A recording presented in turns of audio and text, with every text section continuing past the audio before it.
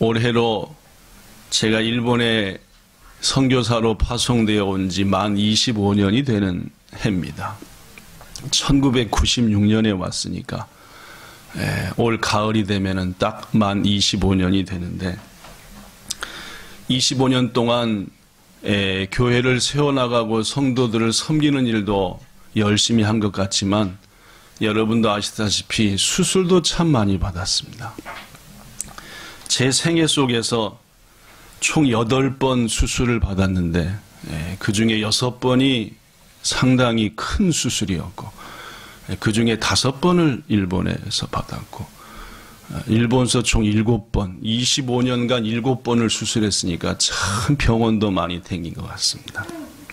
그 중에 특히 기억에 남는 수술은 오차노미지에 있었던 준텐도 대학병원에서 했던 3번의 눈 수술이 여러 수술 중에서 특히 기억에 남는 수술인 것 같습니다.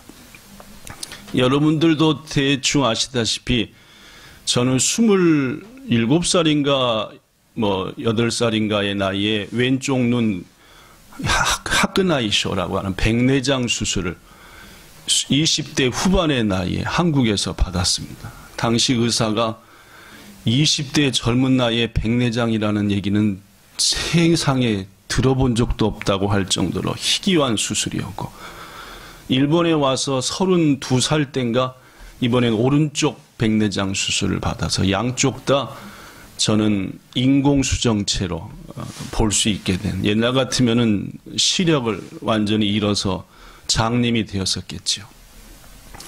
20대 후반의 나이에 왼쪽 눈 백내장 수술을 받으니까 제 눈 속에는 사람이 만든 인공적인 수정체가 들어 있었고 그 사람마다 그 수정체를 담고 있는 주머니가 있습니다. 여러분들나 저나 전부 다. 그래서 그 주머니에 있던 원래 수정체는 더러워졌으니까 버리고 거기다가 인공으로 만든 수정체를 집어넣는데 인공으로 만든 수정체를 가지고 20년 동안 한참 젊은 그죠 30, 40대에 한참 일하던 때를 하니까 그게 출렁출렁 주머니를 요런 주머니가 있다면 쬐끄만 실이 이렇게 눈에 고정돼 있어서 그 실로 출렁출렁 하는 거예요. 여러분 눈이 다 그렇습니다.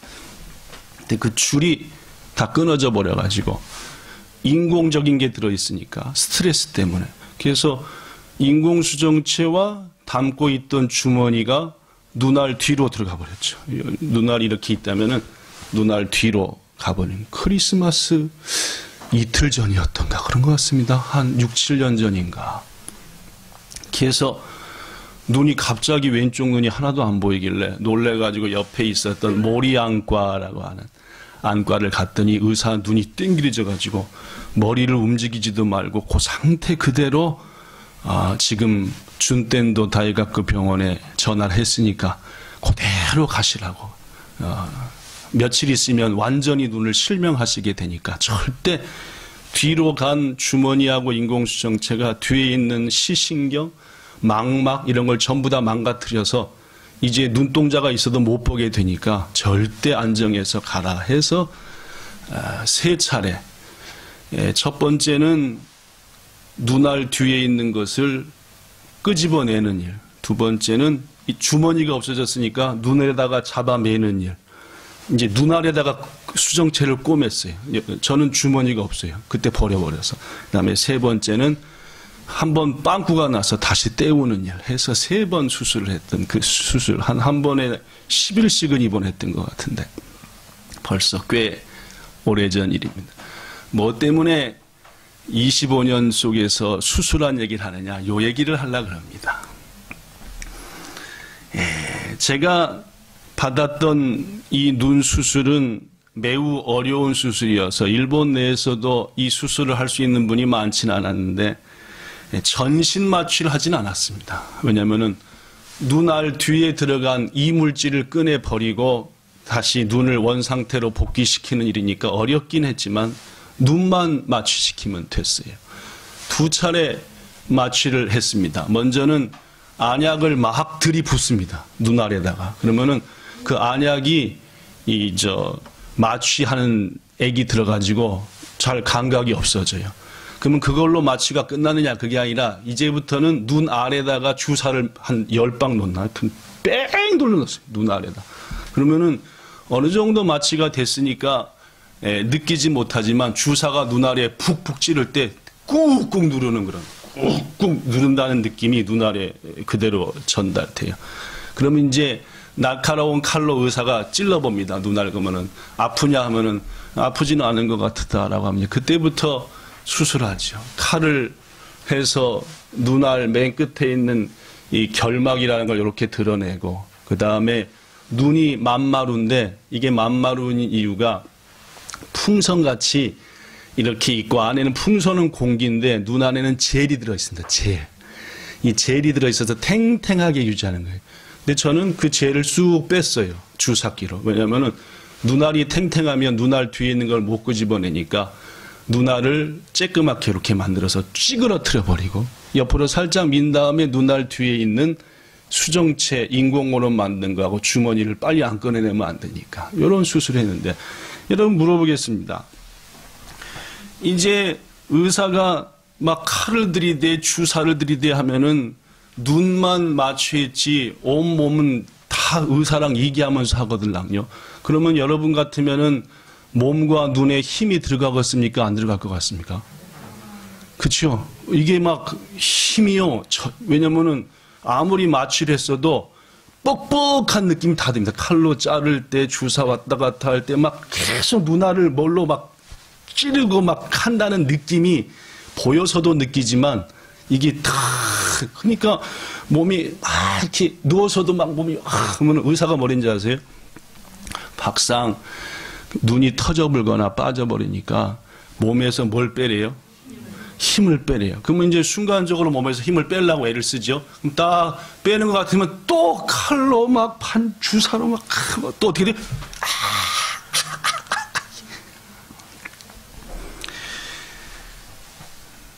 눈앞에 뻔히 보이는데 자신도 모르게 몸에 힘이 들어가고 또 힘이 들어가고 의사는 또 계속 왜 힘을 빼내는데 자꾸 힘을 주시냐고 힘 빼라 그러고 그러면 저는 또 눈 또 하면 또 힘 들어가고 아유 칼과 바늘과 주사로 계속 눈은 건드려대지 몇 시간이나 했는지 지금은 잊어버렸는데 하여튼 눈 수술 그렇게 3번 하고 나가지고 한 번 할 때마다 뭐 녹초가 돼가지고 얼마나 막 온몸에다가 힘은 빼야 되는데 힘은 들어가고 의사는 계속 빼라 그러고 하여튼 막 그런 기억이 지금도 오늘 설교 말씀을 지난주에 원고를 정리하면서 그랬었구나.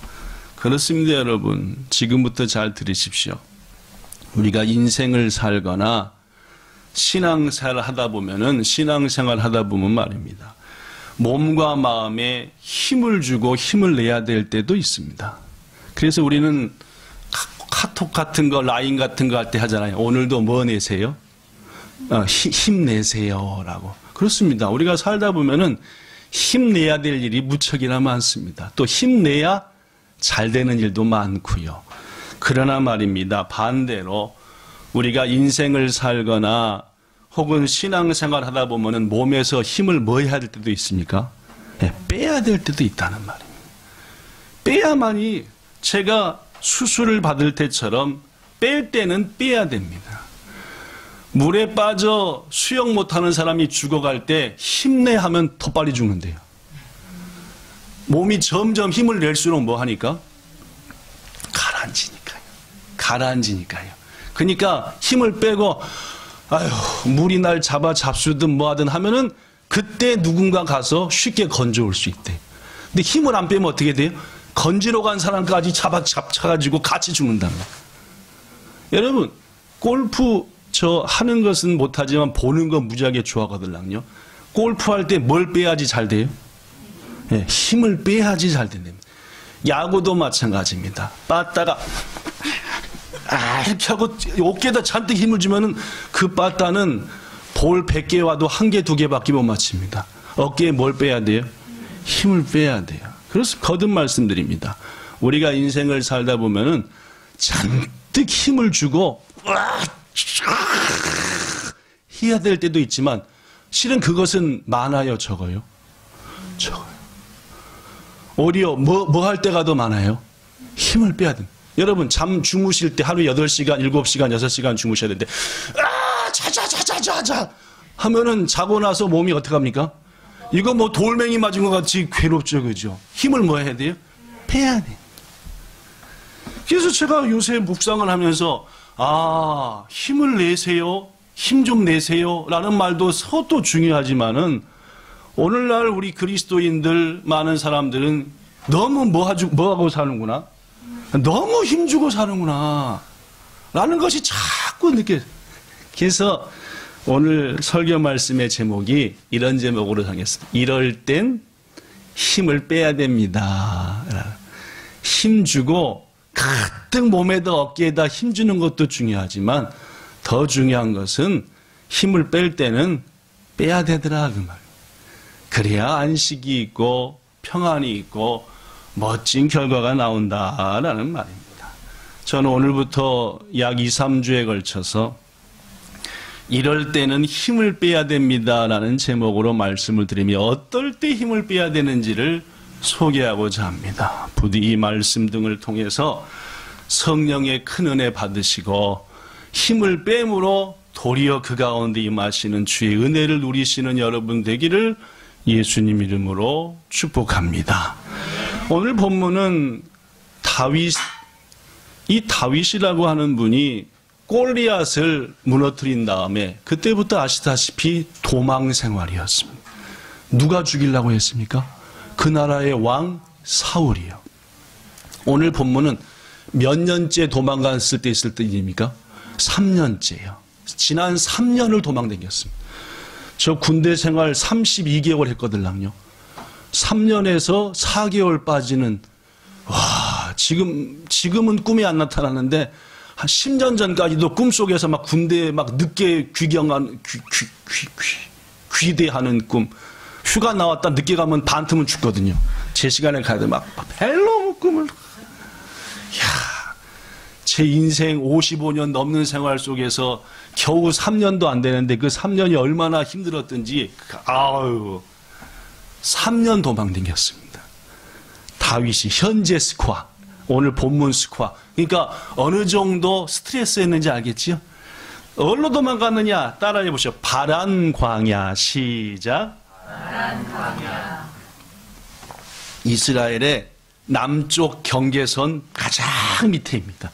남쪽이라 생각, 가장 남쪽으로 도망갔어요. 거기에는 마온이라는 동네가 있고 그 마온으로부터 약 1.5km 북쪽에 거기 있는 그대로 갈멜이라는 동네가 있었습니다. 이 마온과 갈멜에 엄청난 부자한 사람이 살고 있었어요. 그 부자는 얼마나 부자였냐면은 사무엘상 25장 2절에 보니까 양이 몇 마리를 키웠대요? 3,000마리. 염소가 몇 마리입니까? 1,000마리. 외에도 소나 다른 것들 하면은 여하튼 무지막지한 부자였습니다. 그런데 그가 어느 날 자기의 양털을 깎는데요. 여러분, 목축업을 하는 사람한테 양털을 깎는다는 말은 추수의 날이라는 뜻입니다. 농부에게는 거두는 날이 추수의 날이고 양은 왜 길러요? 털을 통해서 양을 털을 통해서 수입을 얻기 위해서 기르는 거기 때문에 양털을 자른다는 말은 1년치 수확하는 날이다. 잔칫날이다. 그런 뜻입니다.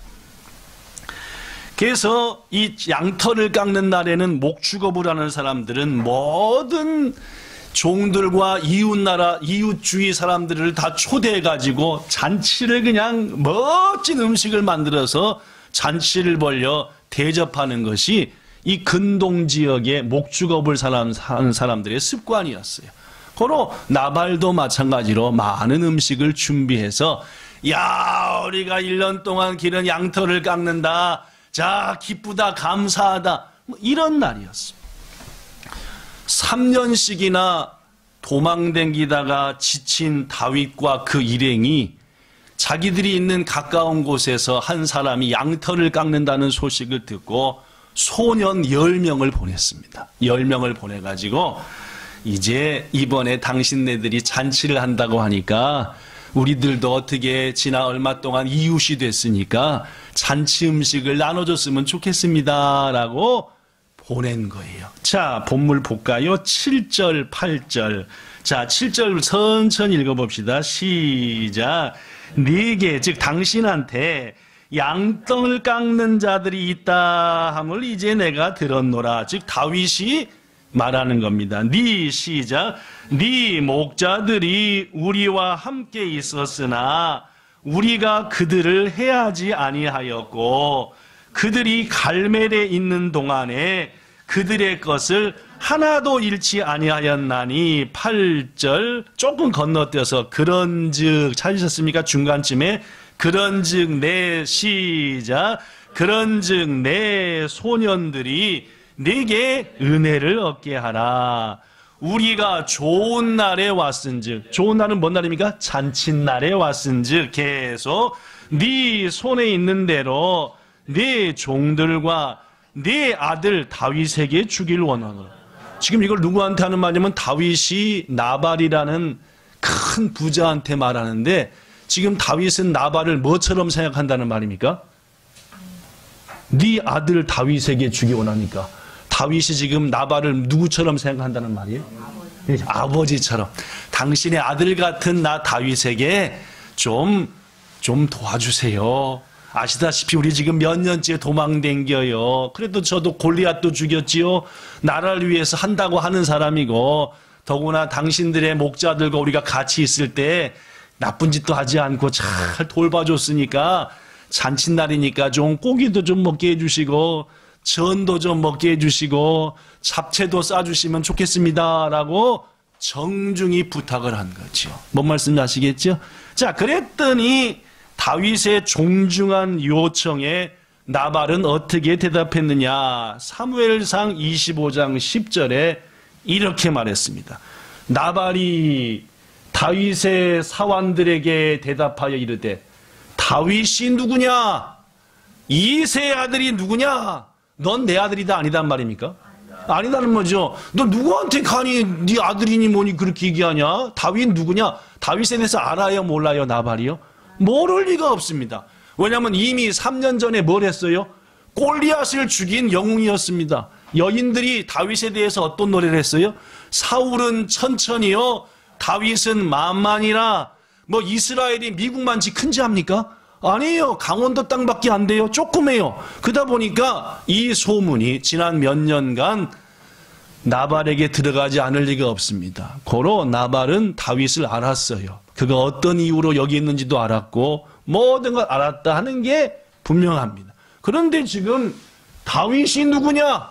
이새의 아들이 누구냐? 계속 뭐라고 써졌느냐? 요즘 각기 주인에게서 도망치는 종들이 많다도다. 즉 다윗을 지금 뭐라고 말한 거예요? 자기 주인 사울 왕한테서 멋대로 도망치는 못돼 먹은 종이다는 말이에요. 아시겠습니까? 자, 그 다음 11절.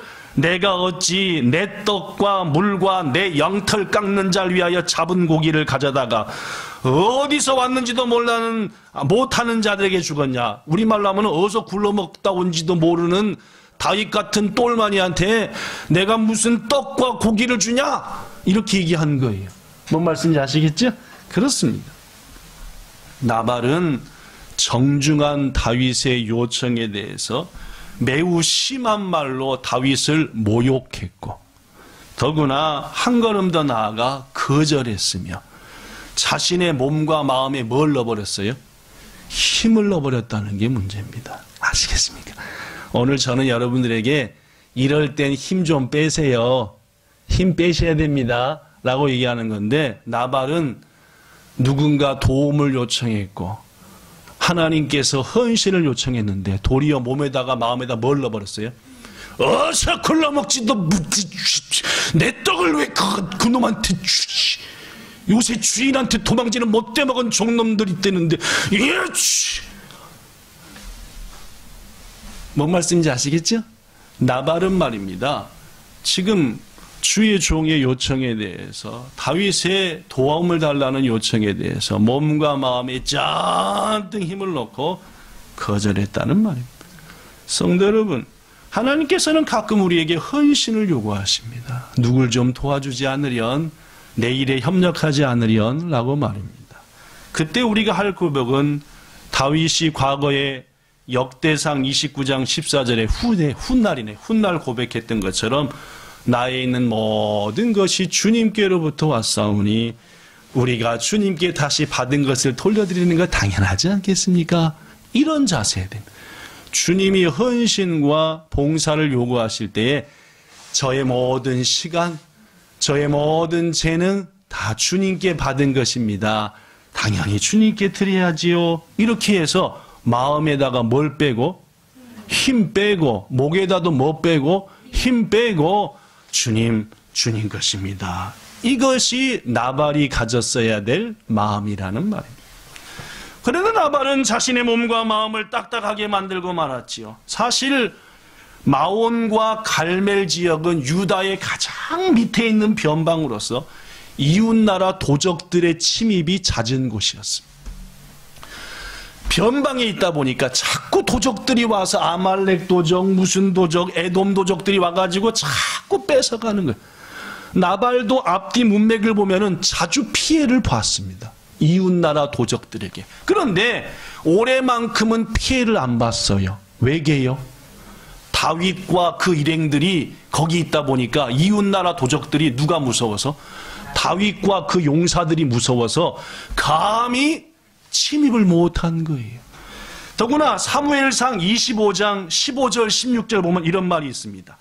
이 15절과 16절은 나발, 즉 양 부자의 종들이 자기 부인 부인 마나님한테 말하는 거예요. 뭐라고 말하냐? 15절을 보니까 우리가 들에 있어 그들과 상종할 동안에, 즉 나발의 목자들이 들에 있어서 다윗의 용사들과 상종할 동안에 그들이 우리를 매우 선대하였으므로 우리가 다치거나 이런 것이 없었습니다. 16절 나발의 종들이 뭐라고 말하느냐? 우리가 양을 지키는 동안 그들 즉 다윗의 일행이 함께 있어서 밤낮 우리에게 뭐가 되어주었다? 담이라는 말은 뭔지 아시죠? 방패가 되어주고 도적들로부터 우리를 막아주었다. 그랬기 때문에 올해는 어느 때보다도 하나도 잃은 것 없이 더 많이 수확했다. 물론입니다. 나발이 어느 때보다도 풍성한 수확이 있었던 것은 다윗 일행의 역할도 컸다는 것이고, 물론 그 배후에는 하나님의 은혜가 있었고, 그러므로 나발은 이 좋은 날 욕심의 힘, 교만의 힘을 몸에 넣을 것이 아니라 도리어 빼고 이 모든 게 은혜입니다 하고 나눠주고 베푸는 것이 옳았다는 것입니다. 여러분에게 묻습니다. 우리는 어떻습니까? 하나님께서 여러분과 저에게 헌신을 원하실 때에, 교회와 이웃이 우리에게 섬김을 요청할 때에 혹시 몸과 마음을 딱딱하게 하진 않냐라는 말. 주님이 원하시고 교회가 원하고 이 세상이, 이 일본 땅이 여러분과 저의 헌신을 요구하시는데 도리어 몸을 딱딱하게 해서 내 걸 더 보살펴야 돼. 나. 이번 교회가 이전하는 일을 준비하는 과정에서도 저는 두 부류의 성도들을 봤습니다. 마음을 딱딱하게 해버리는 성도들이 있는가 하면 오히려 마음을 부드럽게 하여서 이 일에 헌신합니다 하는 성도들도 있더라는 말이에요. 사랑하는 성도 여러분, 나발은 하나님께서 다윗을 통해서 섬김과 도움을 요청할 때에 그만 몸도 마음도 딱딱해져 버리고 말았고 스스로 자기를 딱딱하게만 힘을 잔뜩 줬고 그 삶의 결과가 어떻게 됐는지는 다음 주에 얘기할까. 한편 보낸 소년들로부터 나발이 한 말을 들은 다윗은 어떻게 했느냐. 지금부터 나발이 아니라 다윗 얘기를 좀 하겠습니다. 본문 25장 13절 같이 읽어볼까요? 자, 여기 써졌습니다. 13절. 안 나오네. 25장 13절. 그러면 그냥 성경을 보고 합시다. 시작. 다윗이 자기 사람들에게 이르되 너희는 각기 칼을 차라. 무슨 말이냐? 지금 나름대로는 가장 공손하게, 더구나 지난 몇 개월 동안 나발의 목자들에게 항상 최선을 다했고 해서 이 잔칫날 음식 정도 나눠주겠지 하고 공손히 아버지 같은 나발이시여 소년들을 불쌍히 여기사 밥 좀 주세요라고 했는데 들려오는 소식은 어디서 굴러먹다 온지도 모르는 이세의 아들 다윗 종들이 요새 주인 도망치는데 내가 누군데 안 되는데 떡과 고기를 주냐? 라는 말을 들은 다윗은 순식간에 자기의 동역자들에게 말하기를 칼을 차라. 힘을 줬다는 말입니까? 뺐다는 말입니까? 몸과 마음에 다윗이 지금 힘을 확 넣어버렸다는 말이요, 빼버렸다는 말이요. 넣었다는 말을 아시겠죠? 묻습니다. 충분히 아실 것 같으니까. 잘하는 겁니까? 못하는 겁니까? 못하는 거 아시겠죠? 네, 다윗도 틀려먹었다는 말입니다. 자신이 요청한 것에 원하는 대로 안 되니까 첫째는 분노의 힘. 무엇이 어찌해? 하고 자기 몸과 마음의 힘을 칼을 차! 가서 착 죽여버리고 우리 배를 채우자. 이건 해서는 안 된 일이죠. 더구나 더 중요한 것은 하나님 잠깐 계세요. 내가 심판자가 되렵니다. 내가 저 나발 같은 놈을 가서 심판을 해서 확 끝장을 봐버리겠습니다. 교만의 힘이죠. 자신의 마음과 손에다가 자기가 해결해버리고 말겠다는. 여러분, 악인의 심판은 우리가 합니까? 하나님이 합니까? 그거 아시죠? 대답은 잘하잖아요, 우리가요. 근데 우리는 누가 하려고 합니까? 우리가 끝장을 보려고 하죠. 하나님의 칼에는 뭘 묻히지 말라? 누구 칼에 묻히겠다? 내 칼에 묻히겠다. 하나님이 기뻐하는 일입니까? 아니죠. 이건 말도 안 되는 얘기입니다. 다윗은 이렇게 고백했었습니다. 시편 9편 7절 8절에 여호와께서 영원히 앉으심이여 심판을 위하여 보좌를 준비하셨도다. 여호와는 공의로 세계를 심판하심이여 정직으로 만민에게 판결을 내리시리로다. 이때만 해도 포함 잡으면서 뭐예요? 심판은 전부 다 누가 하시는 거다? 하나님이 영원히 보좌에서 하시는 것이고 그저 종은 지켜만 봅니다 했는데 지금은 누가 심판하겠대요? 나 다윗이 내 칼에 피를 묻히고 주님 칼에는 피를 묻히지 마세요. 월권입니다. 자기가 심판자가 되겠다고는 악행이죠. 지금 다윗은 자신의 고백과 달리 자신이 직접 배은망덕한 나발, 헌신할지 모르는 나발을 심판을 해야 하는 것이고 이것은 하나님이 하고자 하는 일을 자기가 하겠다는 것이니 악한 것이라는 말이에요. 지금 다윗은 얼마 전 사울왕을 죽일 기회가 있었을 때 말했고 행동했던 것처럼 행동해야 합니다. 어떻게 하는지 압니까? 여호와의 기름 부음을 받은 내 주를 치는 것을 하나님이 금하는 것이다. 내가 어찌 감히 하나님이 기름 부음 받은 자를 심판할 수 있으랴. 자기 종들이 그랬거든요. 사울왕이 지금 당신 앞에 섰습니다. 하나님이 보낸 겁니다. 한 반에 죽이시죠. 저 사울왕은. 그때 다윗이 내가 어찌 하나님이 기름 부은 종을 감히 해야 할 수, 이 마음이 지금은 없어져 버린 거예요. 나발 그놈을 내가 죽여야 되겠다는 것. 하나님은 성경 곳곳을 통해 분명히 말씀합니다. 우리가 악인을 해결하는 게 아닙니다. 원수도 내가 끝장내는 게 아닙니다. 히브리서 10장 30절 읽어볼까요? 히브리서 10장 30절 시작. 원수 갚는 것이 내게 있으니 내가 갚으리라 하시고 또다시 주께서 그의 백성을 심판하리라 말씀하신 것을 우리가 안다. 그렇습니다. 우리는 심판자가 아닙니다. 주님이 하는 거지요. 자, 야고보서 4장도 마찬가지입니다. 시작. 형제들아 서로 비방하지 말라.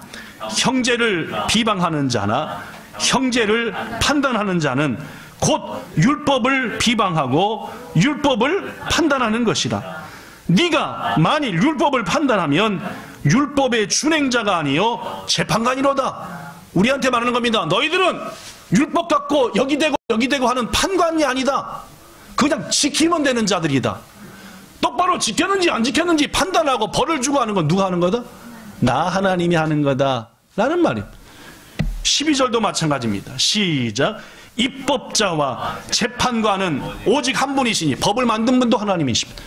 판결하는 분도 하나님이시니 계속 능히 구원하기도 하시며 멸하기도 하시느니라. 넌 누군데 함부로 판단해야 되냐 그 말. 우리한테 하는 말입니다. 그죠? 넌 누군데 함부로 판결하느냐? 다윗한테 하는 말입니다. 여러분과 저한테 하는 말이고 말.